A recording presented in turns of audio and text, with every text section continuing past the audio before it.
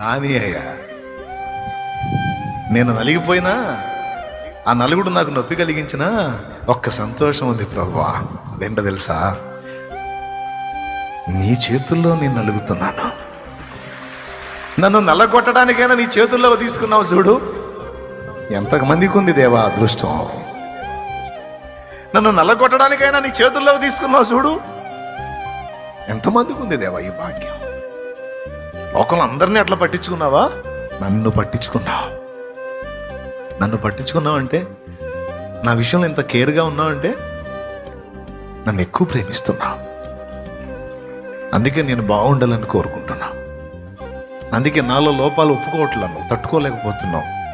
అందుకే నన్ను కొడుతున్నావు, నలుగొడుతున్నావు. ప్రాబ్లం లేదు, అదే నాకు ఇష్టం. చెయ్యయ్యా. నా తండ్రిని నేను విమర్శించను, నా తండ్రిని నేను నిందించను. నా తండ్రి ఏ పరిస్థితి నాకు అనుమతించను. అందులో సంపూర్ణ న్యాయం, సంపూర్ణ నా క్షేమం, పరిపూర్ణ ఆయన ప్రేమ ఇదే ఉంటుంది తప్ప వేరేది ఉండదు. కనుక నేను ఇక వాటిని గురించి కలత చెందను, వాటి గురించి నేను ఆలోచించను. నన్ను సరిచేయడానికి నాకు అనుమతించిన శ్రమలన్నీ నాలో నేను బ్యాలెన్స్ అయినప్పుడు ఆయనే తీసేస్తాడు. మూడుబారిన జీవితాన్ని మళ్ళా చిగురింపు చేస్తాడు. నేను ఎండిపోయిన దాన్ని పచ్చగా వచ్చేటట్టు చేస్తాడు. ఎడారులను జీవజల నదులుగా మార్చగలుగుతాడు. నా దేవునికి సమస్తము సాధ్యమే. తిరిగి చూసుకుంటే నేను కోల్పోయింది ఏది ఉండదు.